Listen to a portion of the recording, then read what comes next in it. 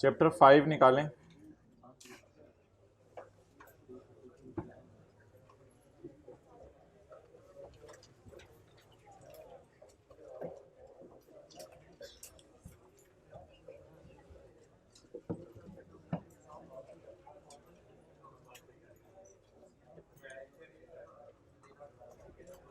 Industrial undertaking,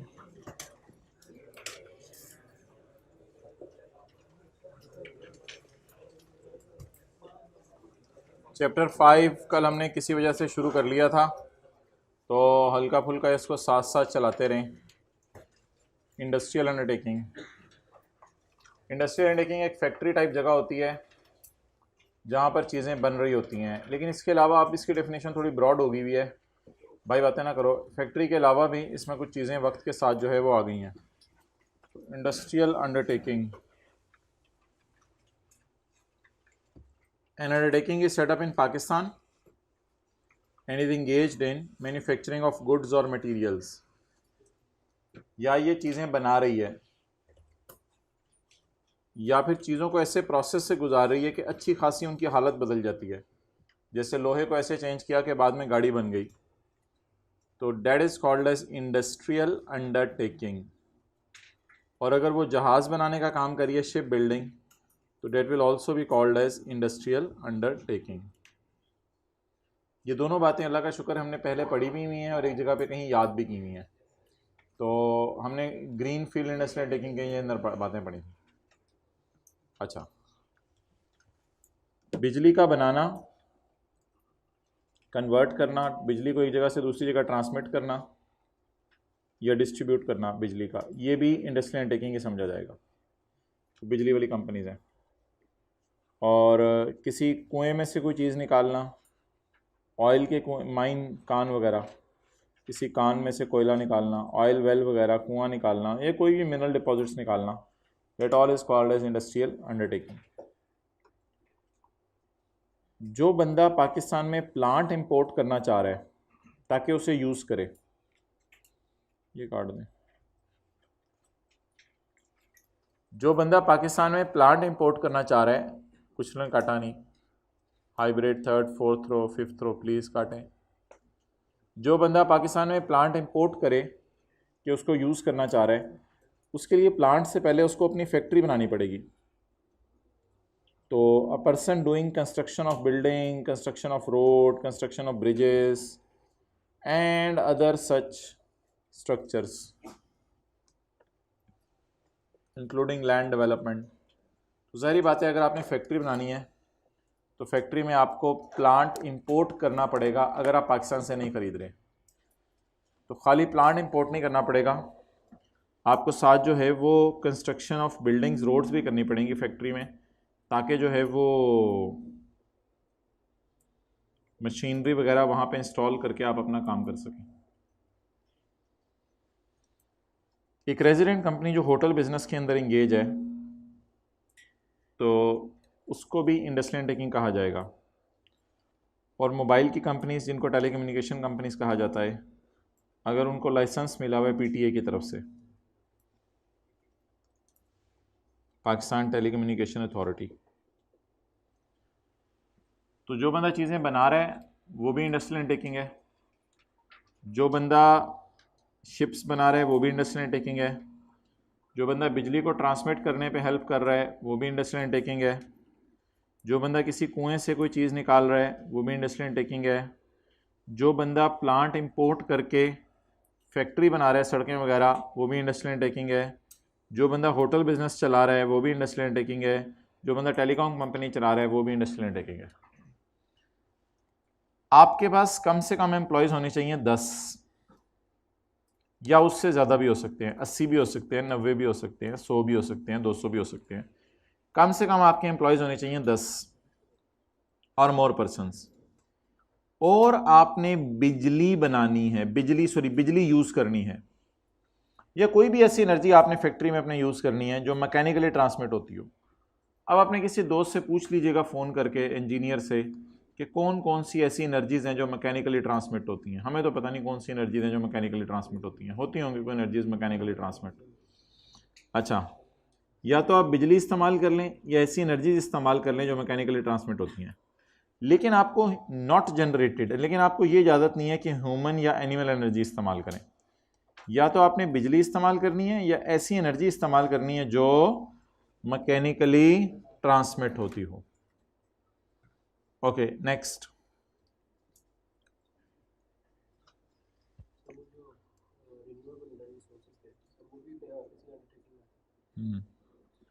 20 और मोर persons, 20 या उससे ज़्यादा बंदे हों। अच्छा, अगर आप वजह देना कि आपने ह्यूमन या एनिमल एनर्जी इस्तेमाल करनी है। ह्यूमन एनर्जी ये होती है कि हाथों से चीज़ों को बुनना, और एनिमल एनर्जी ये होती है कि गाय को कुएं के गिर्द बांध दिया, उसकी आंखों पे पट्टी डाल के, वो सोच रही है मैं मरी पहुंची हुई हूँ, हालांकि उधर ही घूमी जा रही है, तो that is called as animal energy.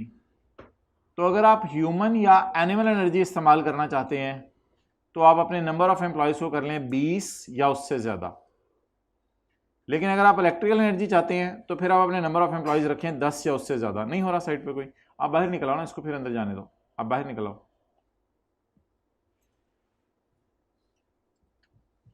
भाई आप जल्दी डिसाइड करें, किसी रो में आके उनको बताएं मैं आ गया हूँ, ये तो पीछे खड़े होकर कोई खुद तो नहीं बुलाएगा। इससे अगली रो में आ जाएं।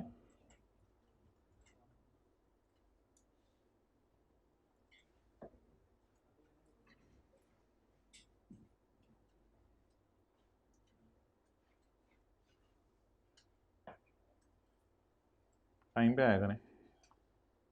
अच्छा,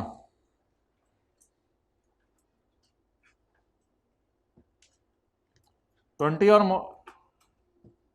मोर पर्सन्स, 20 या उससे ज़्यादा बंदे हों, और does not involve the use of बिजली, बिजली इस्तेमाल ना करें या कोई भी एनर्जी इस्तेमाल ना करें जो मैकेनिकली ट्रांसमिट हो रही है, and is not generated by human और एनिमल एनर्जी। ह्यूमन एनिमल भी इस्तेमाल ना करें, ना ना ना ना ना ना ना ना भाईजान, ये वाला जो नॉट है इसका मतलब है कि इलेक्ट्रिकल इस्तेमाल ना करें और मैकेनिकल इस्तेमाल ना करें। लेकिन ये वाला नॉट जब इस वाले नॉट के साथ मिला तो ये पॉजिटिव सेंस देगा और ह्यूमन और एनिमल यूज की जा सकती है। हाई लेवल की अंग्रेजी है जरा। तो कौन सी यूज नहीं करनी? इलेक्ट्रिकल और मैकेनिकल। कौन सी यूज कर सकते हैं? अब ना कॉन्सेप्चुअली ये सेकंड रो में बातें ना करें ना, मेरे से पूछें सवाल हाइब्रिड में। अब सवाल ये है मोहतरम कि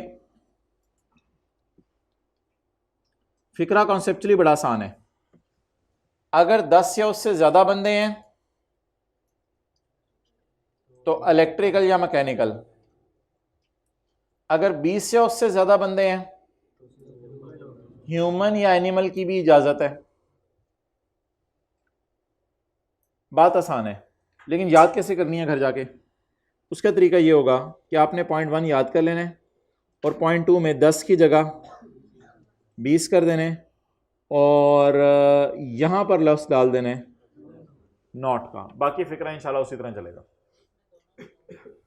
जी। यही तो मैं कह रहा हूं, इधर नॉट तो आ रहा है लेकिन ये दोनों नॉट मिलके पॉजिटिव सेंस देंगे। ओके, ये मैं अपनी तरफ से नहीं कह रहा, यही बात है। अच्छा जी, क्या 8 बंदे हैं तो आप इलेक्ट्रिकल एनर्जी यूज कर सकते हैं? कर भी लेंगे तो आपका नाम इंडस्ट्रियल टेकिंग नहीं होगा। अगर 12 बंदे हैं और इलेक्ट्रिकल एनर्जी यूज कर रहे हैं तो क्या आप इंडस्ट्रियल टेकिंग हैं? क्या अगर आप 25 बंदे यूज कर रहे हैं और इलेक्ट्रिकल एनर्जी इस्तेमाल कर रहे हैं तो क्या आप इंडस्ट्रियल टेकिंग हैं? यस, 10 और मोर लिखा हुआ है ना, चाहे 25 हो, चाहे 40 हो, चाहे 100 हो, चाहे 200 हो। 10 to 20 तो नहीं लिखा हुआ कि 10 से 20 लोग हों। 10 कम से कम होने चाहिए, बाकी ज्यादा जितने मर्जी हो। लेकिन अगर एनिमल की तरफ मूव करते हैं तो कम से कम 20 बंदे नौकरी पे रखे हों, उससे फिर आगे जितने मर्जी। 2500 दोनों एनर्जी यूज कर रहे हो तो 2500 इलेक्ट्रिकल यूज कर रहे हैं, फिर दोनों में इलेक्ट्रिकल आ गई तो जब इलेक्ट्रिकल आ गई तो बात खत्म हो गई। इलेक्ट्रिकल ह्यूमन अगर दोनों यूज करें तो इलेक्ट्रिकल आ गई ना, बस इलेक्ट्रिकल आ गई तो 10 से ऊपर बंदे हैं तो बस बात खत्म। बस आपने इलेक्ट्रिकल जब यूज कर ली तो एज अ सेफ एंड आप .1 ही पेपर में लगाइएगा, चाहे वो इलेक्ट्रिकल के साथ ह्यूमन या एनिमल भी यूज कर रहा हो, बेनिफिट लीजिएगा। जब लॉ खामोश होता है तो इंसान बेनिफिट लेने की कोशिश करता है। Okay next.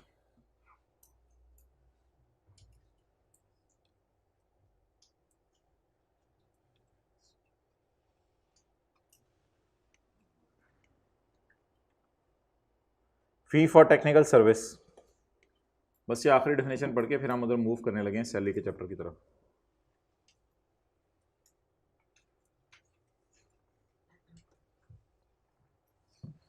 Technical services. अच्छा भाई जरा पॉज करना। ओके अच्छा मोहतरम, fee for technical service. Fee for technical service means any amount received whether periodical or lump sum. periodical होती है थोड़ी थोड़ी करके मिल रही है, और lump sum का मतलब होता है इकट्ठी मिल रही है। हाइब्रिड वाले हाइब्रिड में ही आइएगा अगर उन्होंने आना है तो fee for technical service means any amount received whether periodical or lump sum, और 2:30 पे है तो 2:29 पे भी ना आइएगा, 2:30 पे एग्जैक्ट कमरे में एंटर होइएगा। Fee for technical service means amount receive whether periodical और लमसम। पीरियोडिकल का मतलब है थोड़ी थोड़ी और लमसम का मतलब है इकट्ठी। For rendering of managerial technical और कंसल्टेंसी सर्विसेज। मैनेजेरियल सर्विसेज होती हैं आप किसी को मशवरे दे दें कि आपने अपनी कंपनी की मैनेजमेंट कैसे चलानी है। टेक्निकल सर्विस होती है आप किसी को टेक्निकली बता दें कि आपने प्लांट कैसे चलाना है। और कंसल्टेंसी होती है सिर्फ कोई मशवरा वगैरह आपसे मांग ले। इंक्लूडिंग सर्विसेज ऑफ टेक्निकल और अदर पर्सोनल। टेक्निकल से मुराद है इधर कोई साथ आप स्टाफ लेके आते होंगे अपनी हेल्प के लिए। अदर पर्सोनल से मुराद है कोई टाइपिस्ट वगैरह ले आए कि जो काम कर रहे हैं वो लिखते रहें ताकि पता चले एंड पे कि क्या क्या काम किया है, आइंदा कहीं और जाके वो काम करना हो तो आसान हो। तो दूसरा स्टाफ भी आप साथ लेके आ सकते हैं, but does not include. Point number B, receipt which is chargeable under the head salary. लिखें, अगर आप टेक्निकल बंदे को नौकरी पे रख लें तो फिर तो ये उसकी इनकम फ्रॉम टेक्निकल सर्विस नहीं है, फिर ये उसकी इनकम फ्रॉम सैलरी है। अगर टेक्निकल बंदे को नौकरी पे रख लें तो फिर ये उसकी इनकम फ्रॉम सैलरी है।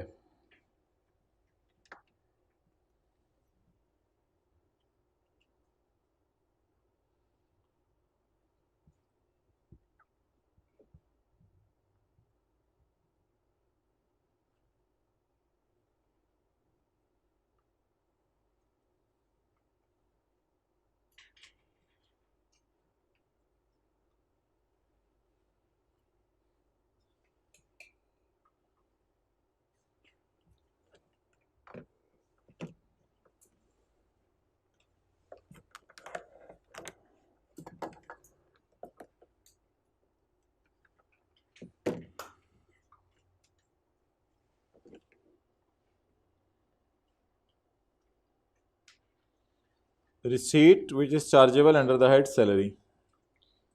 आगे चलें। Amount receipt for services rendered for construction, assembly और मिलता जुलता प्रोजेक्ट।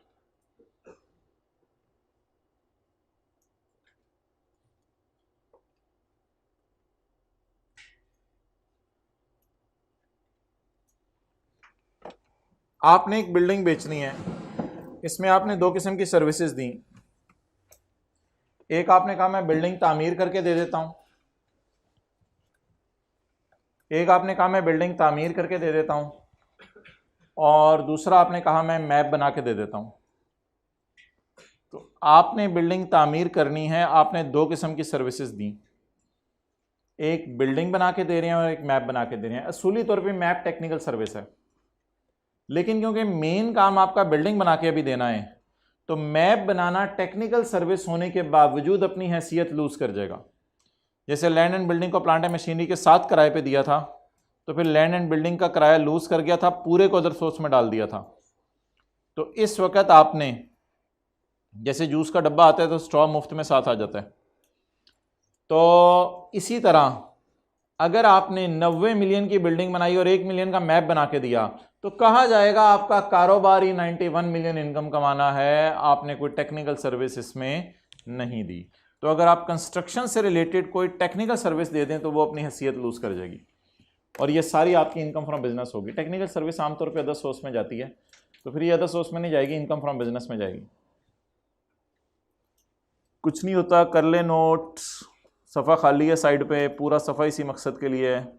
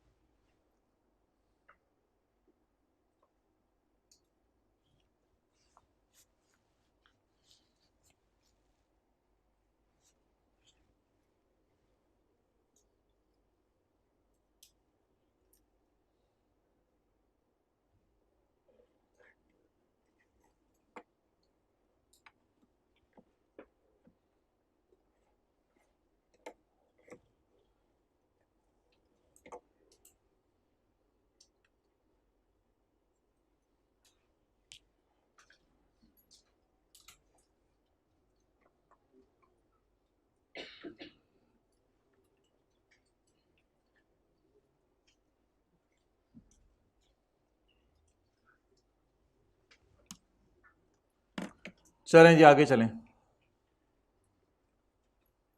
पढ़ें। अमाउंट रिसीव्ड फॉर, सही तरह बैठे क्लास में। Amount received for services rendered for construction assembly और अब मिलता जुलता प्रोजेक्ट। अमाउंट रिसीव की है जो आपने फॉर अ कंस्ट्रक्शन, तो लिखें कंस्ट्रक्शन से रिलेटेड अगर टेक्निकल सर्विस दे दी तो वो टेक्निकल सर्विस नहीं है। कंस्ट्रक्शन से रिलेटेड अगर टेक्निकल सर्विस दे दी तो वो टेक्निकल सर्विस नहीं है।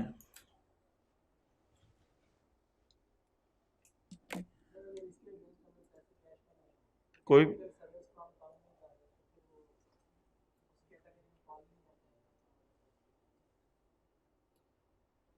भाई वो कैश रिसीट तो अलग बहस है ना। हाँ वो ठीक है, हो जाएगा, कोई नहीं, आप सही कह रहे हो, फिर सेल ऑफ गुड्स ही है।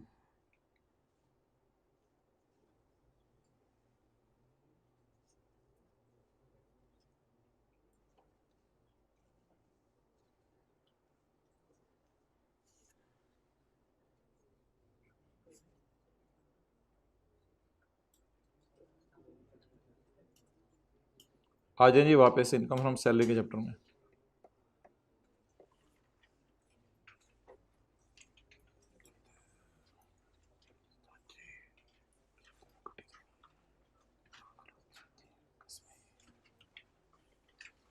Page number 89, value of perquisites. अब जो हम चीज़ें पढ़े हैं उसका कल वाली क्लास से कोई ताल्लुक नहीं है, जिन हजरात ने कल छुट्टी की थी उनको बता रहा हूँ। वैल्यू ऑफ परक्विजिट्स, एम्प्लॉयर ने एम्प्लॉय को आवाज मारी, रशीद। एम्प्लॉय ने कहा जी सर आया, रशीद है वे, ये देखो आपको मैं गड्डी दूंगा। सर गड्डी? सर कसमें? Sir I can't believe sir, you are so dear sir. Employer, आप ऐसे एम्प्लॉयर अल्लाह सबको दे। सर इस गाड़ी का मैं क्या करूंगा? तुम घर में इस्तेमाल करना, मौजा ही मौजा। काका मन्ना इधर आओ, तुम्हें भी मैं गाड़ी दे रहा हूं। सर गाड़ी? अल्लाह अकबर। सर इसका मैं क्या करूंगा? इसका अचार डालना। तुम इससे घर के काम भी करना, कभी कभी मैं दफ्तर के कामों में भी भेजा करूंगा। और एम्प्लॉयर ने आखिरी आवाज मारी, छोटे। आखिरी एम्प्लॉय आया, जी सर। यार मैं तुम्हें गाड़ी दे रहा हूं लेकिन ये एक को गाड़ी है, 3 गाड़ियां टोटल, ये सिर्फ दफ्तर के काम के लिए।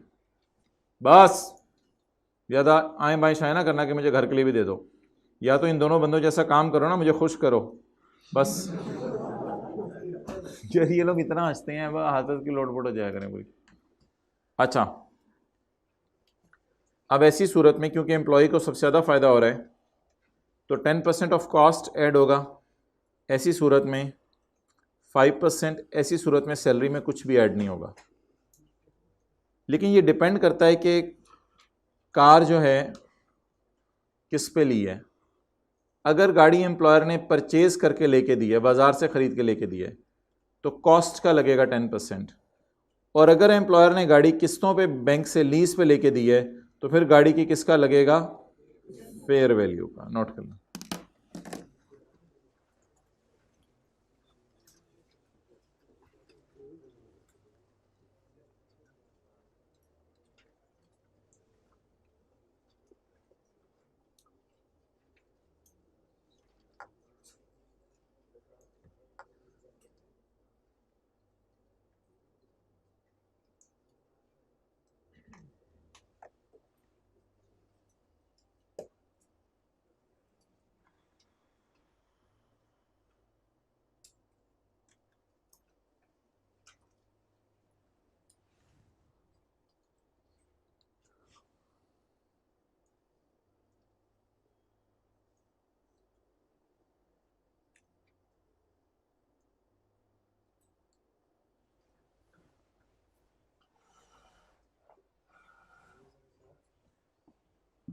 बताता हूं।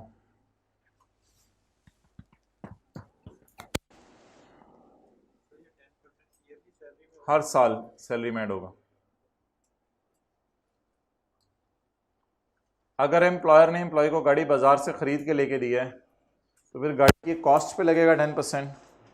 और अगर एम्प्लॉयर ने एम्प्लॉय को गाड़ी बाजार से खरीद के नहीं लेके दी, बल्कि एम्प्लॉयर ने एम्प्लॉय को कहा है कि मैं तुम्हें बैंक से लीज पे लेके दे देता हूँ, यानी किस्तों पे लेके दे देता हूँ, तो फिर गाड़ी की कॉस्ट पर नहीं लगेगा, फिर गाड़ी की फेयर वैल्यू पर लगेगा।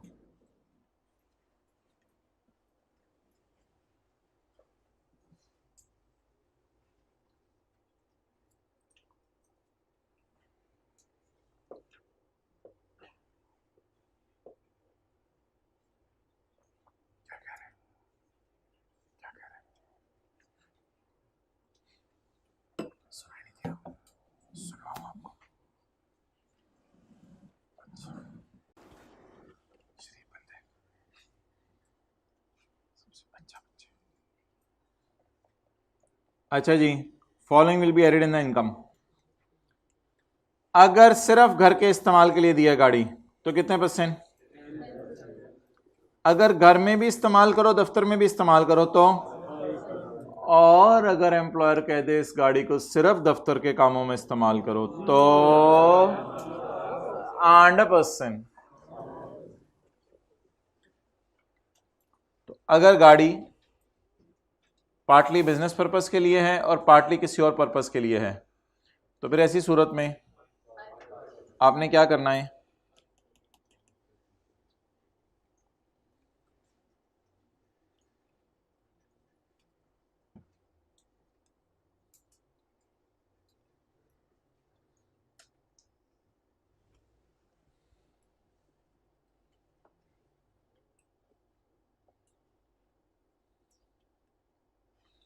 तो आपने कॉस्ट का लेना है जो गाड़ी खरीदी गई है उसकी। ठीक है, होगी बात। चलो मैं पढ़ाऊं। और अगर गाड़ी एम्प्लॉयर ने एम्प्लॉय को लीज पे लेके दी है तो फिर जो लीज के पहले दिन उसकी फेयर वैल्यू है वो लेंगे।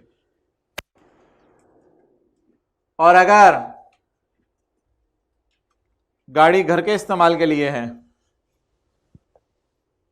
सिर्फ, तो फिर गाड़ी की कॉस्ट का लेना है अगर खरीद के लेके दी है। और अगर लीज पे लेके दी है फेयर मार्केट वैल्यू में।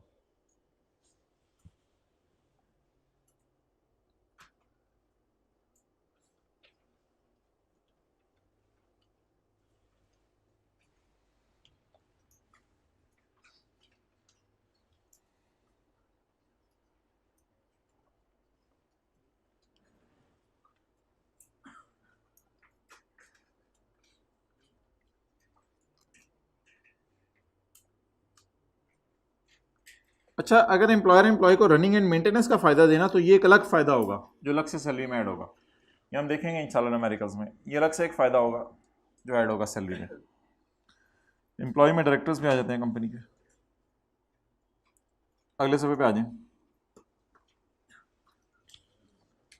एम्प्लॉयर ने एम्प्लॉय को बुलाया और एम्प्लॉयर ने एम्प्लॉय से बुला के कहा, एम्प्लॉय एम्प्लॉय क्या हुआ तुम्हें पसीना क्यों आया हुआ है? सर अभी घर में खाना पका के आया हूँ। एम्प्लॉयर ने कहा, हाउसकीपर मेरी तरफ से, हाउसकीपर मेरी तरफ से, परेशान ना हो बिल्कुल। एम्प्लॉयर ने एम्प्लॉय को बुलाया, पूछा क्या हुआ, तुम थके क्यों हुए हो? सर मैं ड्राइविंग कर रहा हूँ आज सुबह से। कोई नहीं यार, ड्राइवर मेरी तरफ से। सर ज़्यादा हो जाएगी। सर नहीं, चलें कर दें, ठीक है हो गया। एम्प्लॉयर ने एम्प्लॉय को बुलाया, एम्प्लॉय से पूछा, एम्प्लॉय तुम्हें क्या हुआ, तुम्हें पसीना क्यों आया हुआ है? सर सुबह सुबह गार्डन में फूल लगा के आ रहा हूँ। एम्प्लॉयर ने कहा, गार्डनर मेरी तरफ से, जाओ जाओ, गार्डनर मेरी तरफ से। अच्छा, एम्प्लॉयर ने एम्प्लॉय को कहा क्या हुआ, तुम जो है वो बड़े परेशान लग रहे हो। उसने कहा सर घर के काम बहुत होते हैं, कभी सौदा लाना होता है, कभी सल्फ लाना होता है। सौदा सल्फ तो मैं बड़ा परेशान रहता हूँ हर वक्त, कभी इधर कभी उधर, कभी दर बदर, कभी इनके दर कभी उनके दर, पता नहीं मुझे क्या क्या करना पड़ता है सर। एम्प्लॉयर ने कहा चलो ठीक है, डोमेस्टिक असिस्टेंस नौकर मेरी तरफ से। सुभान अल्लाह। Where the services of housekeeper, driver, gardener और other domestic assistant are provided by an employ to an, the following shall be added in salary. Salary में ये ऐड होगा। फर्ज करें एम्प्लॉयर ने अपने एम्प्लॉय को बुलाया जो सेल्स मैनेजर है, उससे कहे कि यार ड्राइवर हमारी तरफ से। एम्प्लॉयर ने एम्प्लॉय को बुलाया और उसे कहा ड्राइवर हमारी तरफ से। अब एम्प्लॉयर ड्राइवर को तनख्वाह देगा, जाहिर बात तनख्वाह देना किसकी जिम्मेदारी है? अब ड्राइवर को। एम्प्लॉयर उसे कहेगा यार मैं तुम्हें ड्राइवर अरेंज करके देता हूँ, जैसे इसका फौज में होता है, ड्राइवर अरेंज करके दिए होते हैं। गवर्नमेंट बड़े ऑफिसर्स होते हैं, उनको 22 स्केल 20 स्केल के ऑफिसर्स, उनको ड्राइवर अरेंज करके दिए होते हैं। तो एम्प्लॉयर ने कहा ड्राइवर मेरी तरफ से।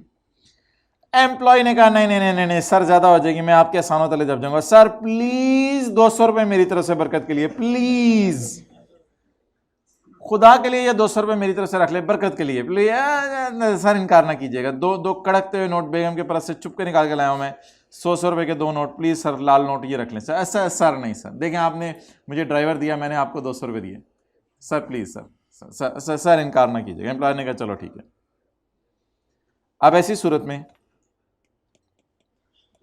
इनकम फ्रॉम सैलरी में ऐड होगा 18,000 वाली चीज की आप सिर्फ कितने दे रहे हैं? 200। आपको फायदा कितना हो रहा है? 17,800 is your income from salary. Note कर।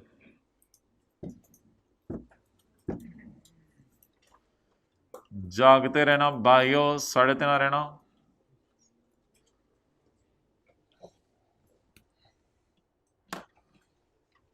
काश के तेरे हार्ट में उतर जाए मेरी टॉक।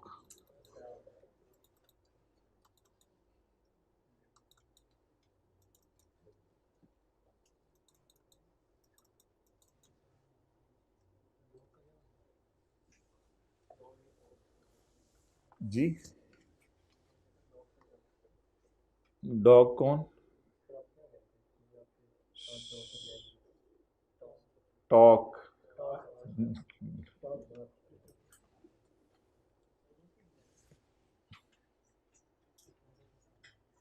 हजारों ख्वाहिशें ऐसी कि हर ख्वाहिश पे दम निकले। बहुत निकले मेरे अरमान, लेकिन फिर भी फ्यू निकले।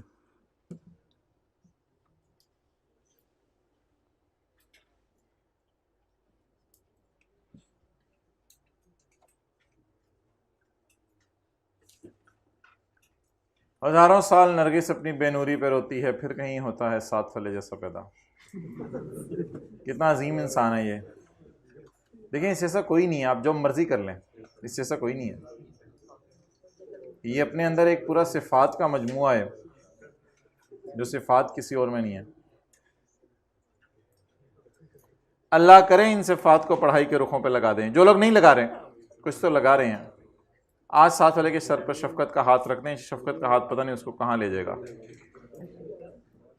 शुक्रिया जिन्होंने बात मानी। Okay,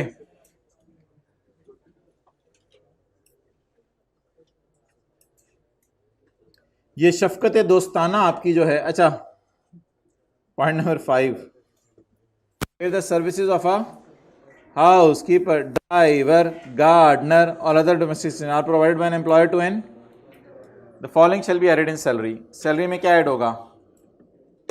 Salary paid by the employer to the person providing the service. Salary paid by the employer to the person providing the service. Less amount paid by employee to employer. उसमें से वो पैसे minus करते हैं जो किसने किसको दिए हैं? एम्प्लॉय ने एम्प्लॉयर को दिए हैं। Services include provision of any facility, कोई भी फैसिलिटी दे दें ये।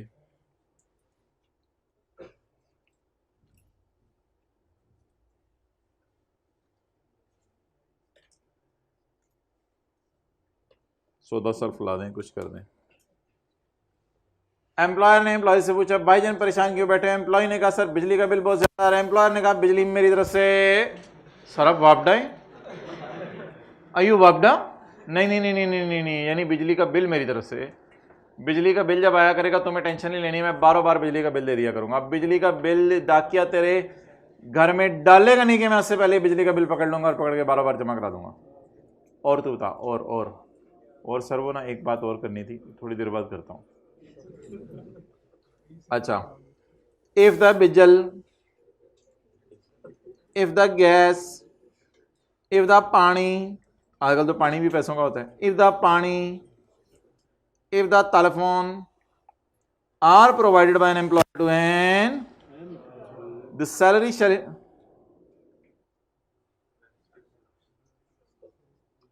द सैलरी शैल इंक्लूड, अजीब बातें, the salary shall include the fair market value of बिजल minus amount paid by employee to. Employer ने एम्प्लॉय को कहा भाई जान तुम्हारा बिजली का बिल 10,000 है मेरी तरफ से। एम्प्लॉय ने कहा सर 5 रुपए मेरी तरफ से बरकत के लिए, बाकी जो बच जाएगा वो सैलरी में ऐड किया जाएगा।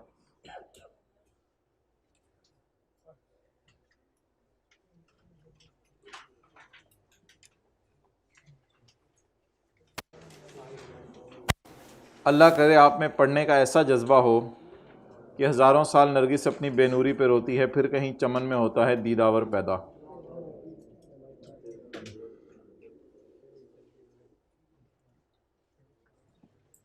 अच्छा जी, एक बेंचमार्क रेट है जिसको मार्केट रेट तो नहीं कहा जा सकता, लोन के ऊपर जिससे मैं इंटरेस्ट रेट कहूंगा, लोन के ऊपर एक इंटरेस्ट रेट टाइप कोई चीज़ है जिसे बेंचमार्क रेट या मार्केट रेट चलें कह देते हैं। लोन प्रोवाइड किया है एम्प्लॉयर ने एम्प्लॉय को। किसने किसको लोन प्रोवाइड किया? एम्प्लॉयर ने एम्प्लॉय को लोन प्रोवाइड किया, इंटरेस्ट फ्री। तुमसे मैं कोई इंटरेस्ट नहीं लूंगा। एम्प्लॉय पेड नथिंग, एम्प्लॉय ने कोई इंटरेस्ट पे नहीं किया। एम्प्लॉयर ने एम्प्लॉय को लोन दिया 12 लाख रुपया। एम्प्लॉय ने कहा ये 12 लाख 3 साल बाद वापस कर देना। एम्प्लॉय ने 12 लाख 3 साल बाद वापस कर दिया। बीच में जो 3 साल गुजरे उसमें एम्प्लॉयर ने कोई इंटरेस्ट नहीं मांगा।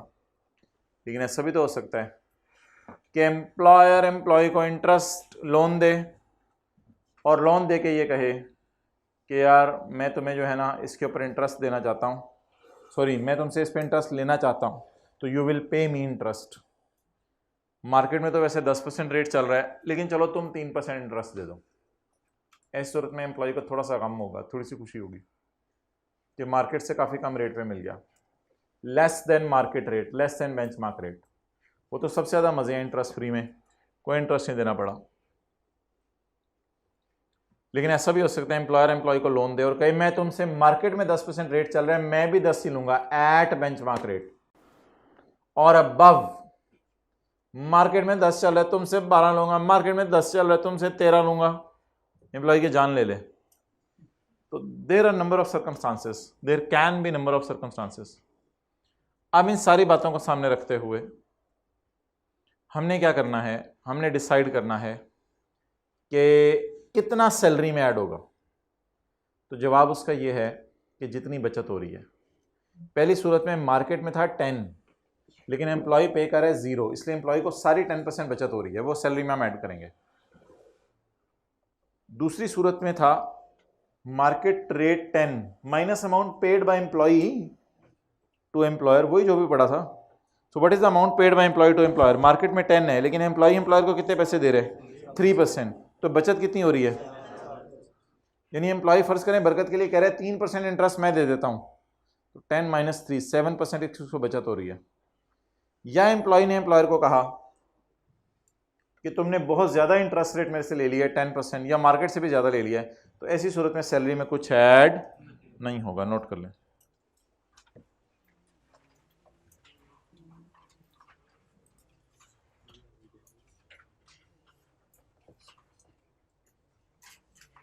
आप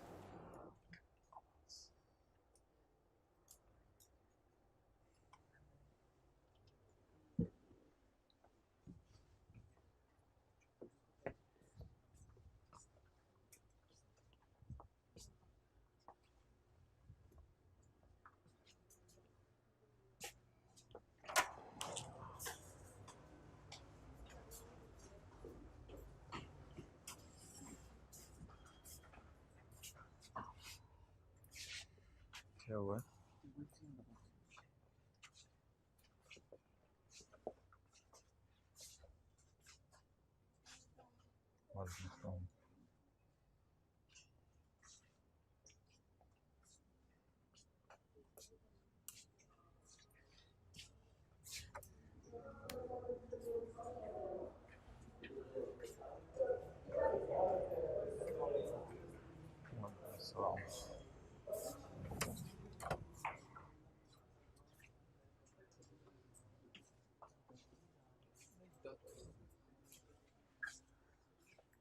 ये क्या चल रहा है? पढ़ाई?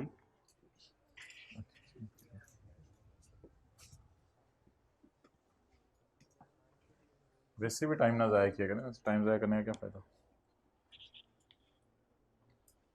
ऐसी चीज़ से ना दुनिया का फ़ायदा ना आखिरत का, टाइम ज़ाया होगा। अच्छा जी, लोन दिया एम्प्लॉयर ने एम्प्लॉय को। अगर एम्प्लॉयर कहे मैं तुमसे बिल्कुल इंटरेस्ट नहीं लूंगा, तो एम्प्लॉय खुश हो जाएगा। ऐसी सूरत में फिर 10% इसकी सैलरी में ऐड होगा। लोन पे ना रेट लगाएंगे अभी हम। अगर एम्प्लॉयर एम्प्लॉय से कहे कि मैं तुमसे लोन पर इंटरेस्ट चलो 2-3%, 3 कर लो, 3% इंटरेस्ट दे दो, बस बात खत्म। एम्प्लॉय ने कहा चलो ठीक है। एम्प्लॉयर को फिर ये फीलिंग होगी कि 7% एम्प्लॉय को सेव हो रहा है। और अगर एम्प्लॉयर ही ऑलरेडी छुरी पकड़ के खड़ा हो और कह दे मैं तेरे से लोन पर इंटरेस्ट लूंगा 10%, 11%, 12%, 13%, तो ऑलरेडी इतना ज्यादा ले रहे, तो अब सैलरी में कुछ ऐड ना करो।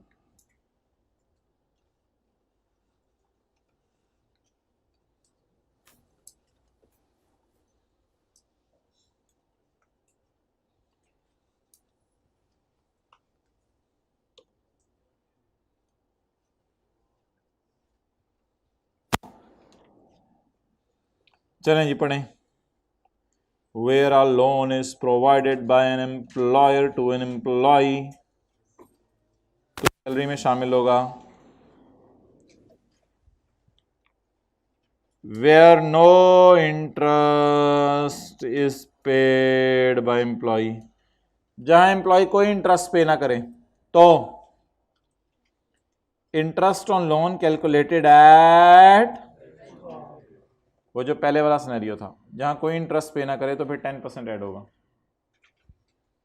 Where interest paid is less than, जहां इंटरेस्ट बेंचमार्क रेट से कम हो, तो द डिफरेंस, किस किस का डिफरेंस लेना है? Interest on loan paid by the employ. बताएं जी, interest on loan paid by employ कितना है? इसका डिफरेंस लेना है किससे? With the benchmark rate.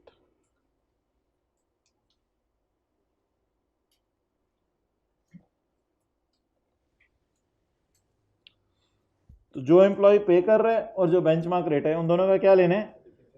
Difference लेना है।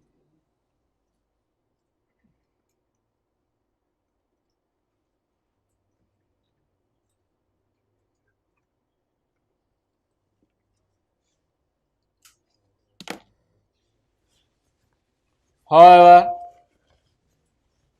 nothing will be added in salary income if the loan is up to 10 lakh.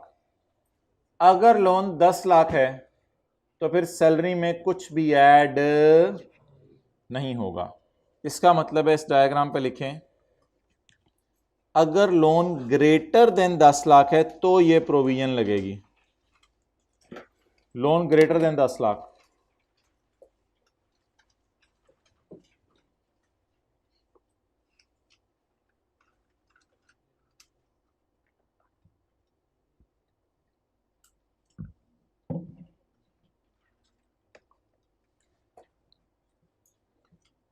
अगर एम्प्लॉयर एम्प्लॉय को 6 लाख लोन दे, 7 लाख लोन दे, 8 लाख लोन दे, बोले छोटा मोटा लोन दे, फिर खैर है, फिर खैर है।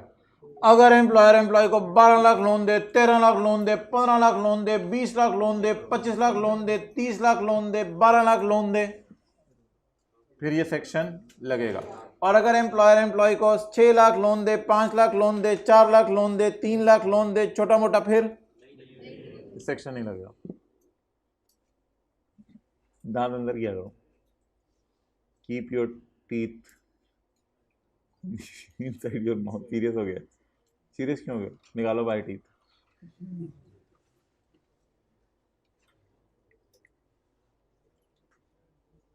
रैबिट के कितने दांत होते हैं? 2? मेरा नहीं ख्याल। अच्छा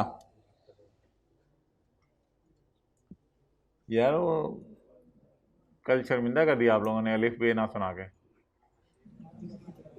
तो पूरे मजमे में बात फैल गई है कि आपको अलिफ बे नहीं आती। चलें जी, पढ़ें आगे। Benchmark rate. अच्छा जी, पहले तो ये बात होगी ना कि nothing will be added in income, कुछ भी इनकम में ऐड नहीं होगा अगर लोन कितना है, 10 लाख तक। इसके बाद सेकंड बुलेट है, वो अभी मैं नहीं मारूंगा, सेकंड बुलेट बाद में मारूंगा, फेंकूंगा। अब हम पढ़ते हैं जी benchmark rate. Benchmark rate is rate 2003 के साल, ओ तेरी खैर 21 साल पुरानी बात कर रहे हैं हम, तो 2024 में बैठे हैं। 2003 में ये रेट कितना था? 5%। 2003 में ये रेट कितना था? 5%। 2004 में कितना हो गया होगा?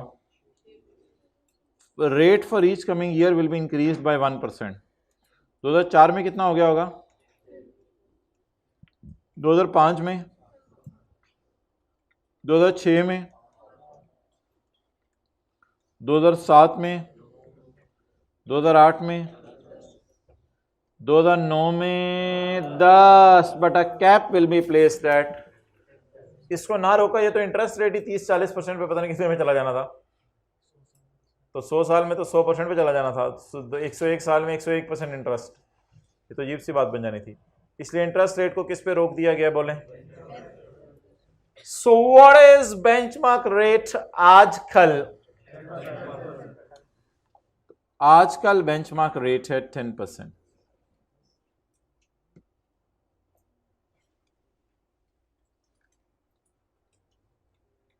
अच्छा जी, ये नोट करें।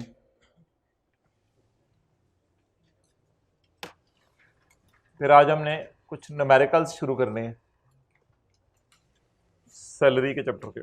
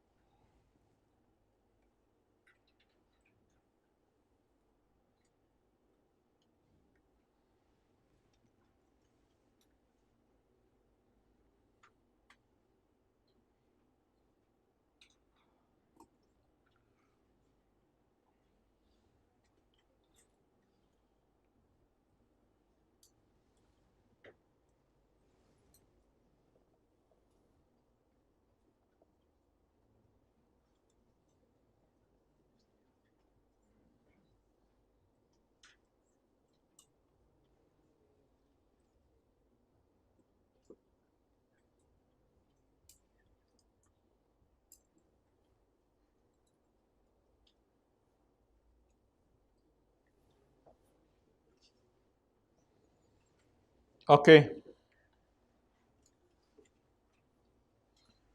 अच्छा जी, प्रोविडेंट फंड होते हैं एम्प्लॉय का कंट्रीब्यूशन, एम्प्लॉयर का कंट्रीब्यूशन मैंने आपको बताया था एक बास्केट में डाल के सेविंग्स ही पड़ी होती है। तो एम्प्लॉय के ना, इधर देखो भाई क्या कर रहे हो, एम्प्लॉय के ना कुछ पैसे एम्प्लॉयर के पास पड़े हुए हैं प्रोविडेंट फंड के नाम से। फर्ज करें, विजुलाइज करें, कोई टीचर हैं, फंक्शनल उर्दू पढ़ाते हैं कॉलेज में, तो प्रिंसिपल साहब के कमरे में एक तिजोरी पड़ी है, ब्रीफकेस पड़ा है, उसमें उन्होंने कुछ अपनी सेविंग रखवाई हुई है, सेविंग रखवाई हुई है, लॉकर में सेविंग रखवाई हुई है। अब इफेक्टिवली देखें, ये पैसे प्रिंसिपल साहब ने, कॉलेज ने इनको तब वापस करने हैं जब 15-20 साल बाद ये रिटायर होंगे, क्योंकि ये सेविंग इकट्ठी होती रहेगी और जब रिटायर हो रहे होंगे तब ये पैसे इनको दे देंगे। ये जो पैसे कॉलेज वाले एम्प्लॉय के इस्तेमाल कर रहे हैं, कभी कभी एम्प्लॉय इन पे मांग लेते हैं इंटरेस्ट, कि मेरा पैसा तुम्हारे पास पड़ा हुआ है तो तुमने मुझे 6 लाख 10 लाख वापस नहीं करना, 10 लाख पड़ा हुआ है तो 11 लाख वापस करो। इसको कहते हैं कि एम्प्लॉय मांग रहे हैं इंटरेस्ट। बिल फर्ज एम्प्लॉय इंटरेस्ट ना मांगे तो मैं ऐसे सिनेरियो की बात करने लगा हूं। एम्प्लॉय ने कुछ पैसे अपने रखवाए हुए थे एम्प्लॉयर के पास। जब एम्प्लॉय ने अपने पैसे एम्प्लॉयर के पास रखवाए हुए थे तो एम्प्लॉय ने एम्प्लॉयर को कहा कि यार मैं ना, ये पैसे मेरे रखो, लेकिन मैं तुमसे कोई इंटरेस्ट नहीं मांगता। जैसे लोग बैंक में पैसे रखते हैं, इंटरेस्ट मांगते हैं बैंक से, तो इसने एम्प्लॉयर के पास पैसे रखे हुए, उससे इंटरेस्ट नहीं मांगा। अच्छा, कल कलाकों ने एम्प्लॉय को थोड़े पैसों की ज़रूरत पड़ी तो एम्प्लॉयर ने कहा यार वो पैसे ना लग पड़े रहने दो, वो तुम्हारे प्रोविडेंट फंड के पैसे हैं, उनको लग पड़े रहने दो, उनको ना छेड़ो, बताओ कितने उधार की ज़रूरत है। एम्प्लॉय ने कहा सर 14 लाख रुपये उधार चाहिए। एम्प्लॉयर ने कहा यार वो जो तुम्हारा पैसा मेरे पास पड़ा हुआ है उस पर तुमने मुझे इंटरेस्ट माफ़ किया हुआ है कि मैं कोई इंटरेस्ट तुम्हें ना दूं, हालांकि मैं तुम्हारा पैसा कभी कभी तुम्हें क्या बताऊं यूज़ भी कर लेता हूं निकाल के। तो अब जो मैं तुम्हें 14 लाख रुपए उधार अपनी तरफ से दे रहा हूं वो पैसा तुम्हारा उसी तरह है, चलो जाओ मैं उस पर इंटरेस्ट माफ करता हूं।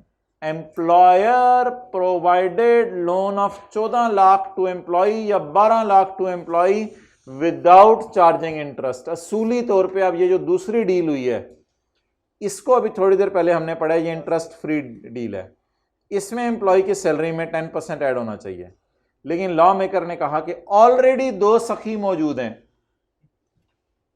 पहला बंदा एम्प्लॉयर सखी है, वो एम्प्लॉय को कह रहे हैं तुम प्रोविडेंट फंड के ऊपर पैसे चार्ज मुझे नहीं कर रहे इंटरेस्ट। तो फिर एम्प्लॉयर से जब कभी एम्प्लॉय ने लोन लिया तो एम्प्लॉय को एम्प्लॉयर ने कहा यार मैं भी तुमसे इंटरेस्ट नहीं लेता।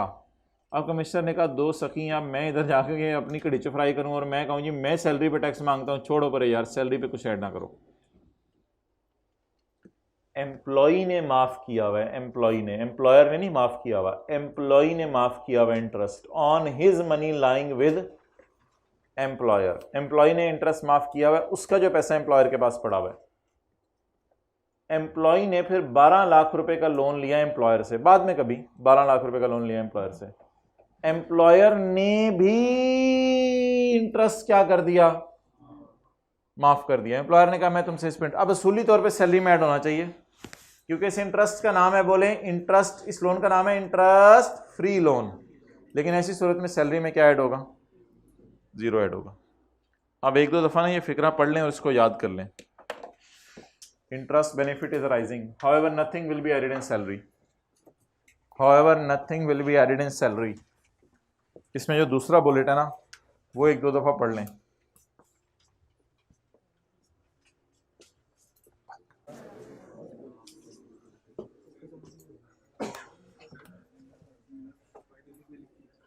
अच्छा जी, however nothing will be added in salary income, salary income में कुछ भी ऐड नहीं किया जाएगा, मोबाइल छोड़ देना बस, शुक्रिया। However nothing will be added in salary income if the interest benefit is arising to employ लिखें। If the interest benefit is arising to employ, आज किसको बेनिफिट हो रहा है, एम्प्लॉयर को, लो कर लो गल, आज आज बाद में एम्प्लॉय को इंटरेस्ट फ्री लोन मिले ना।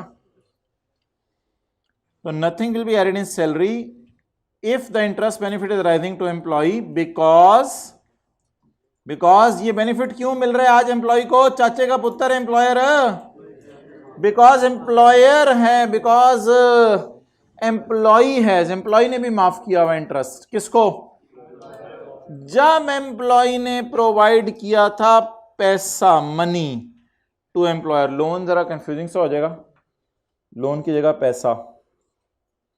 जब एम्प्लॉय ने प्रोवाइड किया था पैसा टू एम्प्लॉयर को, किस फॉर्म में, आगे लिख लें, in form of provident fund.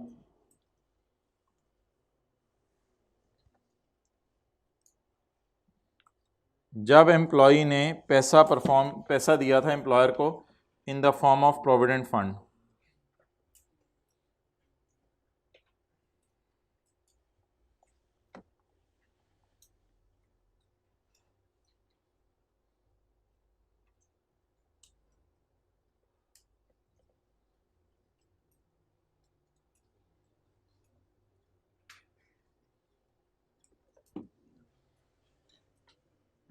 चलें जी आगे,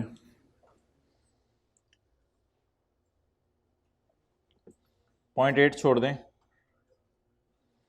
पॉइंट 9 पे आ जाएं। पॉइंट 8 इंशाल्लाह कल करेंगे। अच्छा, क्या ऐसा हो सकता है कि एम्प्लॉयर एम्प्लॉय को कहे कि तुमने 12 लाख रुपए मेरे से लोन लिया है, 3 साल बाद 12 लाख मुझे वापस कर दो, मैं तुमसे कोई इंटरेस्ट नहीं लेता। हाँ, हो सकता है। क्या इतना सखी भी एम्प्लॉयर हो सकता है कि 12 लाख रुपया लोन एम्प्लॉय ले और उसे कहे 3 साल बाद सिर्फ 4 लाख वापस करना, 8 लाख तुम्हें 3 साल बाद माफ कर दूंगा। Is it possible? बिल्कुल पॉसिबल। क्या एम्प्लॉयर एम्प्लॉय को सिर्फ इंटरेस्ट ही माफ करते हैं या लोन भी माफ कर सकता है? पढ़ें, where an obligation of an, जहां एम्प्लॉय के कंधों पे जिम्मेदारी है, किसकी तरफ, कौन माफ कर दे, तो ये कहां ऐड हो जाएगी? जाहिर सी बात है, उधार माफ हो गया ना तो ये खुशी होगी। बस ना, उन्होंने बात की, आपने जवाब देना जरूरी है, क्लास चल रही है। Where the obligation of an employee, employee की कोई ऑब्लिगेशन है किसकी तरफ, और एम्प्लॉयर बाद में क्या कर दें, ये सैलरी में ऐड हो जाएगी। लोन ऐड होगा, अभी तो लोन ऐड होगा ना, अभी सवाल में कराने लगा हूं। एम्प्लॉयर ने एम्प्लॉय से पूछा तुम रो क्यों रहे हो? एम्प्लॉय ने कहा सर वो जो है ना, मैंने किसी ज़माने में मीज़ान बैंक से लोन लिया था, तो वो बैंक मैनेजर सुबह फजर की नमाज़ पढ़ के मैं निकला तो मेरे साथ ही बाहर निकला, और सर उसके बाद उसने वो की मेरे साथ, वो चपेड़े मारी। आपकी सोच है सर, मैं आपको क्या बताऊँ, मैं रोना आ रहा है मुझे। खुदा के लिए सर कुछ कर दें सर। एम्प्लॉयर ने कहा तू परेशान ना हो, तू भाई है मेरा, कि सर ज़्यादा हो जाएगी, तू परेशान ना हो, तो भाई है मेरा, ऐसा कर तेरा लोन मैंने माफ किया, और सर तुम्हारे माफ करने से नहीं माफ होगा, वो बैंक को वापस करना। ओ हाँ, बैंक को वापस करना पड़ेगा, चलो ठीक है, तुम्हारा लोन मैं बैंक को पे करता हूं, तुम्हारी जगह तुम क्या याद करोगे, ये एक और सखावत तुम पे मैं करता हूं। ड्राइवर तुम्हें दिया, गार्डनर तुम्हें दिया, डोमेस्टिक असिस्टेंट तुम्हें दिया, लोन तुम्हें दिया, अब तुम्हारा लोन जो किसी की तरफ वापस करना है वो भी तुझे माफ करता हूं, याद कर किस सखी से पाला पड़ा है। Where an obligation of an employee towards a third party is paid by employer या waived by employer? एम्प्लॉयर पे कर दे या वेव कर दे, एम्प्लॉयर तो माफ नहीं कर सकता, माफ तो थर्ड पार्टी करेगी, माफ वो कर नहीं रही, तो किसने किसको पे कर दिया वो, फिर एम्प्लॉयर ने थर्ड पार्टी को।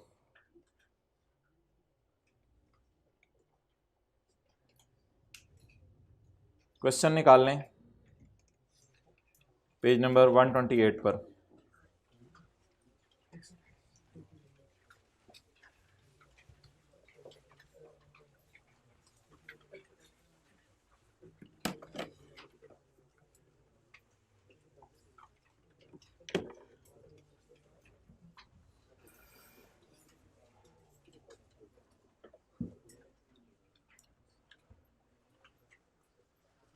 Mohin is working as a commercial manager in an unlisted company for past many years. He derived the following फायदे। बेसिक सैलरी आ रही है, मिल्क अलाउंस आ रहा है, हाउस रेंट अलाउंस आ रहा है, ट्रैवल अलाउंस आ रहा है, बस सारे अलाउंसेस को ऐड करते हैं सैलरी में, अनलेस कि किसी के साथ लिखा हो या ऑफिशियल ड्यूटी के लिए है। Working one, income from salary.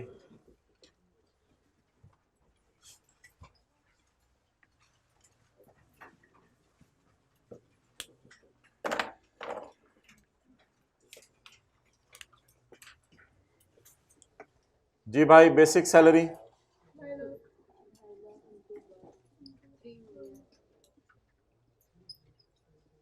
जी बोलें।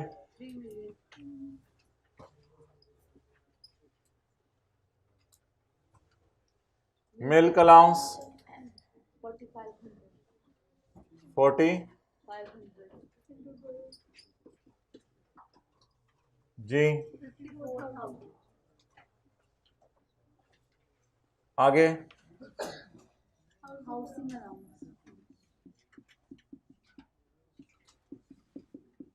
25,000,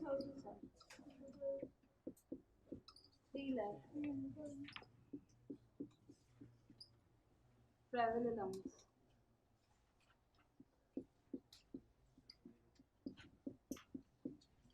11,500, 128,000, नोट करें।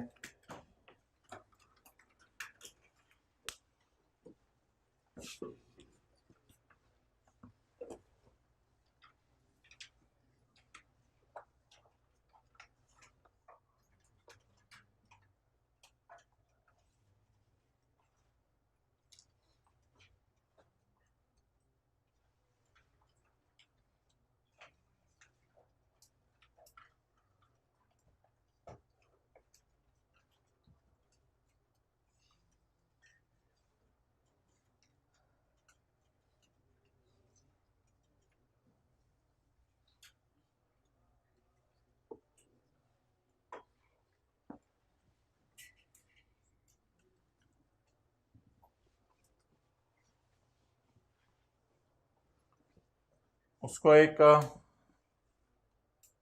बोनस मिला है 5 लाख का, लेकिन मिला अगले साल है। हमारा साल देखें कब एंड हो रहा है, 30 जून 18 को, और इसको बोनस कब मिल रहा है, अगले साल। हमने पढ़ा था कि सैलरी के चैप्टर में पहले सफ़े पे जब सैलरी रिसीव होगी पेज 82 पर, फिर इनकम में जाएगी। एनी सैलरी रिसीव्ड, रिसीव इस साल हुआ है या रिसीव अगले साल हुआ है, इसलिए इसको इनकम में ना डालें। Bonus received in next year,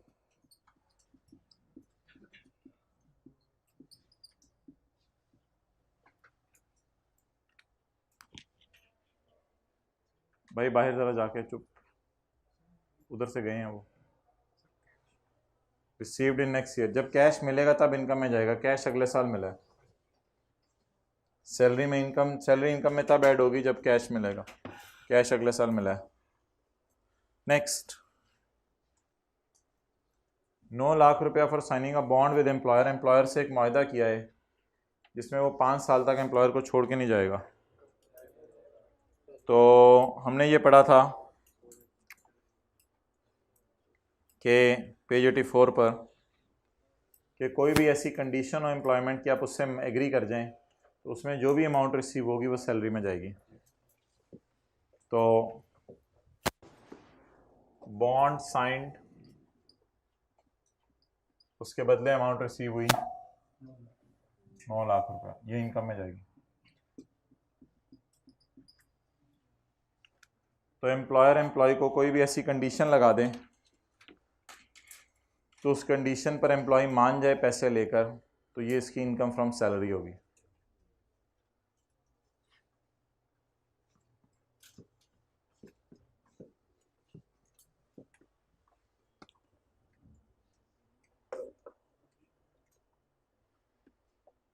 एक स्पेशल अलाउंस दिया एम्प्लॉयर ने एम्प्लॉय को, याद रखिएगा अलाउंस देने के बाद एक्चुअल खर्चा नहीं पूछा जाता।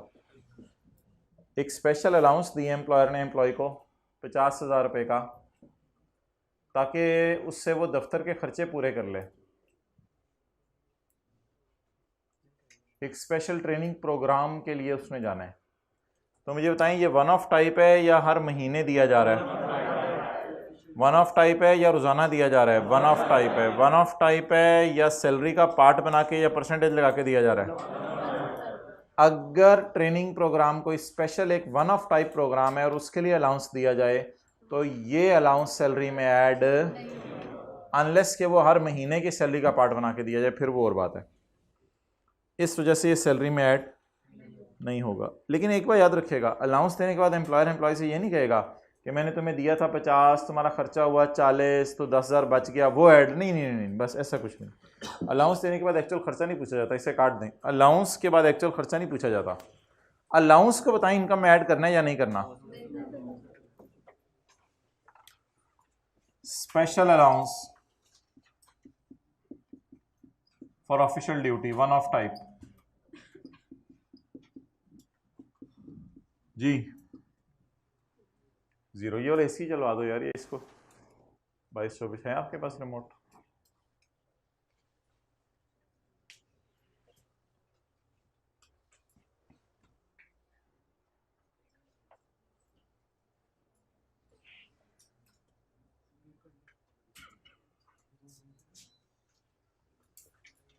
इसको भी कर दें 24 पे, इसको कर दें 20 पे, 24 पे कर दें, ठीक है, इसको भी 24 पे कर दें।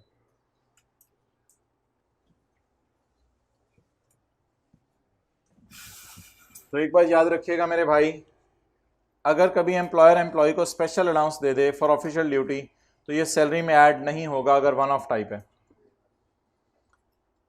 Next, reimbursement of 20,000 in respect of telephone and internet charges. Reimbursement of 20,000 in respect of telephone and internet charges. 20% of this amount was spent by Muin in performing his reimbursement। दो किस्म की है, फॉर दफ्तर का काम and not for दफ्तर का काम। रीइंबर्समेंट दो तरह की है, फॉर दफ्तर का काम एंड नॉट फॉर दफ्तर। एम्प्लॉयर ने एम्प्लॉय को बुलाया, क्यों परेशान बैठा है, क्यों आंसू बहा रहा है, तुझे क्या तकलीफ, तुझे क्या मसला है, तुम्हें डीओजी ने बाइट किया है? एम्प्लॉय ने कहा नहीं सर, मुझे किसी डीओजी ने बाइट नहीं किया, इंटरनेट का बिल ही मेरा इतना आ गया कि मेरा अपना इंटरनेट निकला पड़ा है, मैं खुद परेशान हूँ, क्या करूँ सर, मैं किधर जाऊँ? एम्प्लॉयर ने एम्प्लॉय को कहा कोई मसला नहीं, परेशान ना हो, मेरी तरफ से इंटरनेट, लेकिन मैंने सुना है कि थोड़ा बहुत तो इंटरनेट दफ्तर के काम में भी इस्तेमाल करता है। अब जो इंटरनेट दफ्तर के काम में इस्तेमाल होगा वो सैलरी में ऐड नहीं होगा। जो इंटरनेट दफ्तर के काम में इस्तेमाल होगा वो सैलरी में ऐड, और जो इंटरनेट जाती इस्तेमाल में आएगा वो इनकम में ऐड। तो लिखें उतना इंटरनेट ऐड होगा जो जाती इस्तेमाल में आया, उतना इंटरनेट का बिल सैलरी में ऐड होगा जो जाती इस्तेमाल में आया।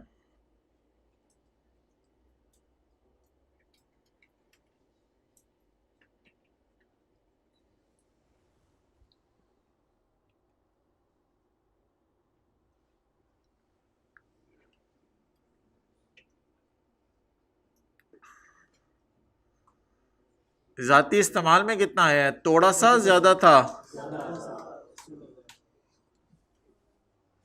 अब ये पर मंथ तो नहीं है, बस इस 20,000 को 80% से मल्टीप्लाई कर दें।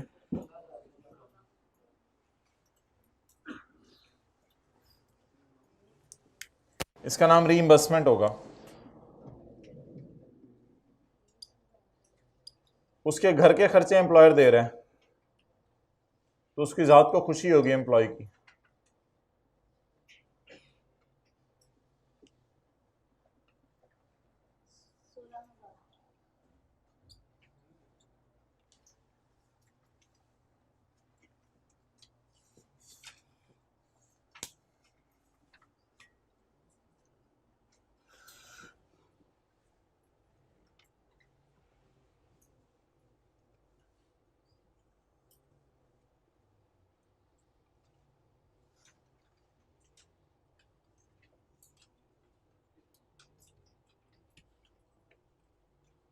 पढ़ें जी आगे। एम्प्लॉयर ने एम्प्लॉय को एक 1600 सीसी गाड़ी दी है जिस पे उसने कहा है थोड़े से दफ्तर के काम कर लिया करो और थोड़े से घर के काम कर लिया करो। एम्प्लॉयर ने ये गाड़ी एम्प्लॉय को लीज पे लेके दी है। अगर लीज पे लेके दी है तो आपने फेयर वैल्यू ढूंढनी है। Gross rental payable over the period of 3 years 27 lakh. असल में एम्प्लॉयर को ना 27 लाख रुपए देने पड़ेंगे 3 सालों तक किराया। बाजार में इस गाड़ी की कीमत 20 लाख है। इस साल वैसे एम्प्लॉयर ने किराया दिया उसमें से 27 लाख में से सिर्फ 9 लाख।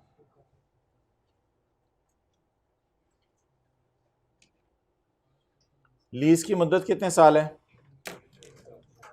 3 साल। बाजार में गाड़ी कितने की है? 20 लाख। बाजार में गाड़ी कितने की है? 20 लाख। एम्प्लॉयर पागल है कि उसे 27 लाख की ले रहा है? इसलिए कि लीज में यह होता है कि पैसे आहिस्ता आहिस्ता दिए जाते हैं।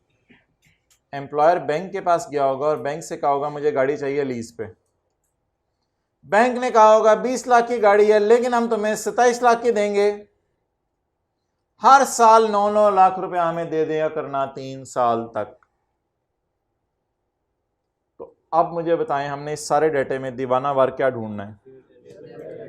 हमें ना चाहिए कि लीज कितने साल की है, ना ये पता होना चाहिए कि एम्प्लॉयर ने 3 सालों में कितने लेने हैं, ना पता देने हैं, ना पता होना चाहिए एम्प्लॉयर ने 1 साल में बैंक को कितने देने हैं। हमने तो क्या ढूंढनी है? नोट करें।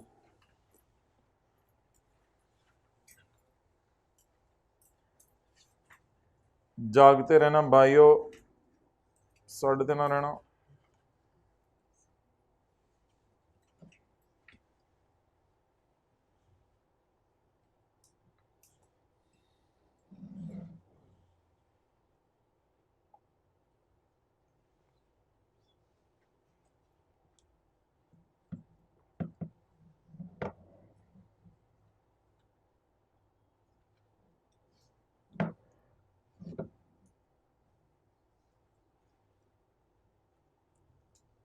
कल इंशाल्लाह एक बड़ी इंपॉर्टेंट क्लास है सैलरी की, जैसे आज भी आप देख रहे हैं काफ़ी इंपॉर्टेंट चीज़ें थी, तो इसलिए अब कोई चीज़ आपने मिस नहीं करनी है। सैलरी में एक भी क्लास मिस कर दी तो ये अगली चीज़ें हम समझ नहीं आएंगी।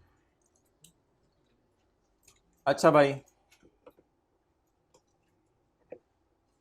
आप बता दें एम्प्लॉयर ने जो एम्प्लॉय को गाड़ी दी है उसमें रेंटल सारे सालों का ढूंढूं या हमारे साल का रेंटल ढूंढूं या रेंटल ढूंढना ही नहीं, उसकी जगह क्या ढूंढूं? फेयर। दीवाना वार फेयर वैल्यू ढूंढने के लेसी जो यानी कि एम्प्लॉयर है वो क्या किस फेयर वैल्यू वाला एसेट ले रहा है? क्या लिखूं?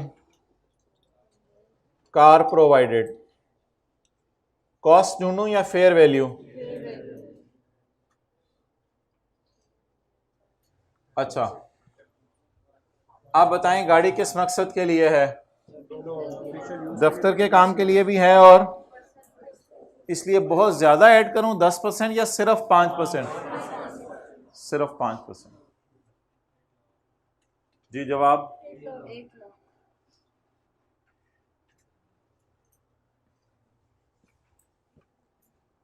बंद कर दो इसे सीधे।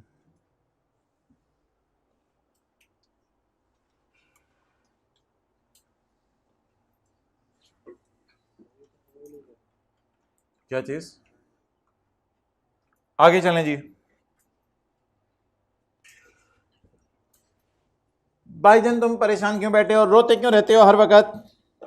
सर मैं नौकरों वाला काम करता हूं घर में, अगर आप मुझे नौकर अरेंज करके दे दें। एम्प्लॉयर ने कहा नौकर मेरी तरफ से। The services of house keeper are provided by employer. उसकी तनख्वाह है जो 2,30,000 साल की वो एम्प्लॉयर ने दी है। मोइन ने बरकत के लिए एम्प्लॉयर को 40,000 दिए हैं।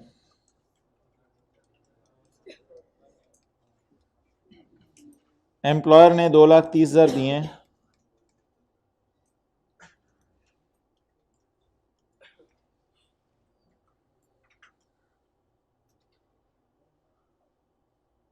हाउसकीपर को,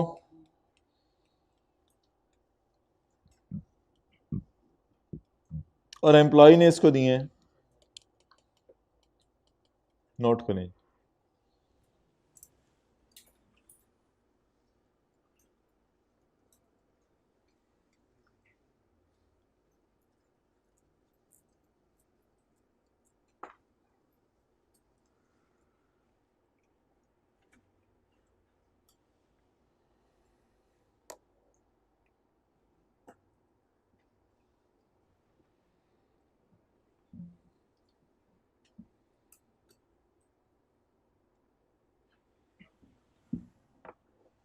हाउसकीपर सर्विसेज,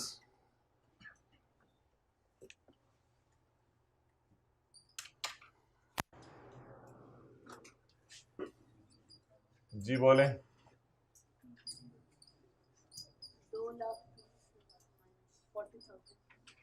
2,30,000 वाली चीज आपको सिर्फ 40,000 में मिल रही है। आज जवाब दे दें। 1,90,000।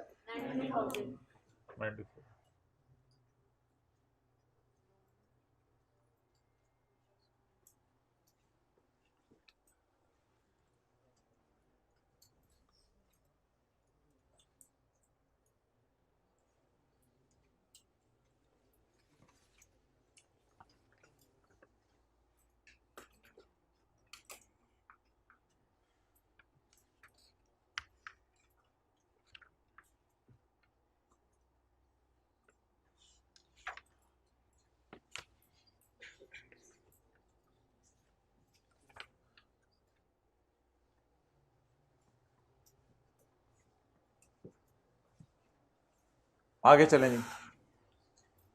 साल के ऑन 31 दिसंबर 17 साल के मिड में, असल में हमारा साल तो 30/6 को एंड होना है ना। ऑन 31 दिसंबर 17 20 लाख रुपए एम्प्लॉय ने लोन लिया। 20 lakh is greater than 10 lakh. छोटा मोटा लोन है या अच्छा खासा लोन है? अच्छा खासा। The loan carries interest at the rate of, carries का मतलब लिखे एम्प्लॉय पेज।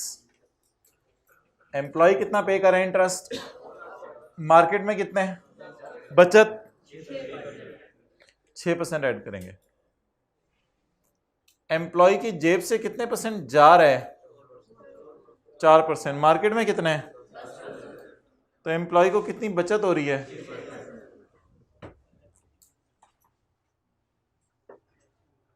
Interest benefit,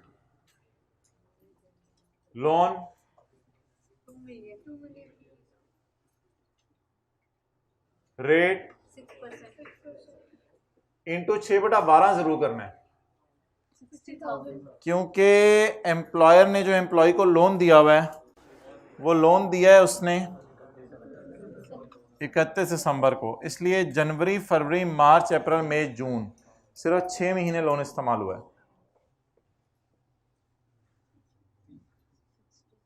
60,000।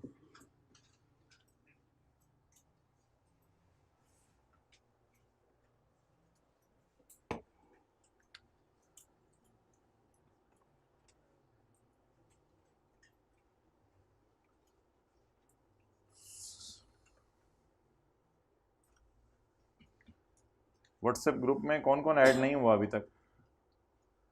इतने ज़्यादा लोग। अभी आप जोहर की नमाज के बाद उनके पास चले जाइएगा या अभी चले जाइएगा फ़ौरन राइट नाउ, इससे जाके ऐड कराएं अपने आप को। आगे चलें। ऊपर वाले लोन में से 3 लाख लोन माफ कर दिए एम्प्लॉयर ने 30/6/18 को। बोलें obligation of an employee towards employer. कितना लोन लिया था? 20 लाख। कितना माफ कर दिया? कितना फिर कभी वापस करना पड़ेगा? 17 लाख। वो मुझे नहीं पता माफ होगा या नहीं होगा। फिलहाल कितना माफ हो गया? क्या एम्प्लॉय को खुशी होगी कि लोन माफ हो गया, कि लोन वापस नहीं करना? तो इस वेव्ड अमाउंट को क्या करें? लोन वेव्ड,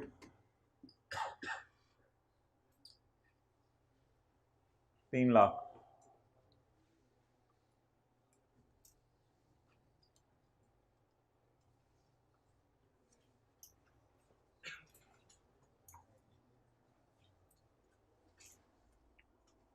मोइन ने लोन लिया है 3.5 लाख MCB से अपनी बेटी की शादी के लिए चंद साल पहले।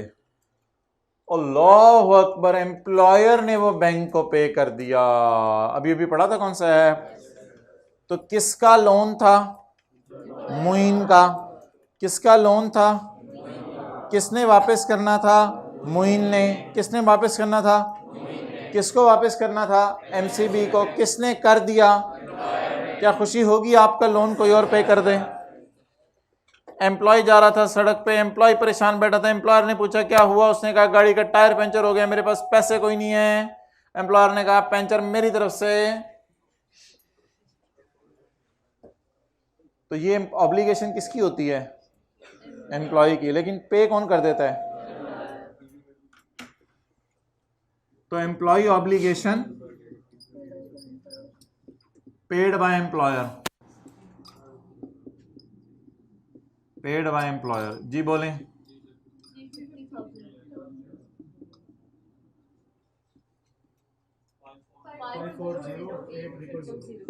540800।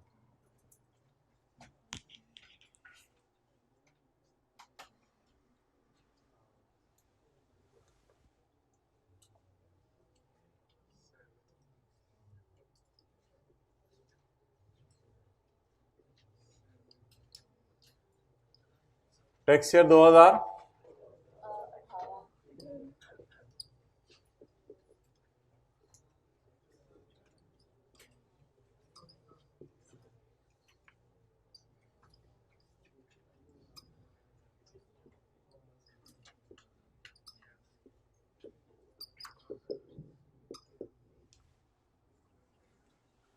टैक्स खुद ही निकाल लीजिएगा टेबल 2 लगा के।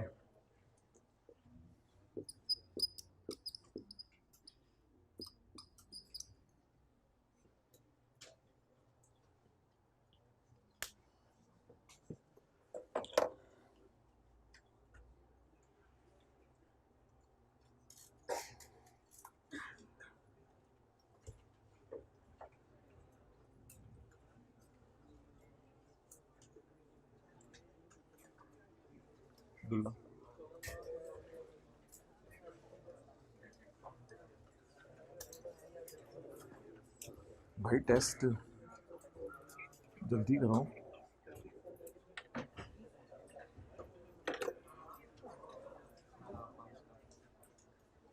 हाँ क्लोज करो।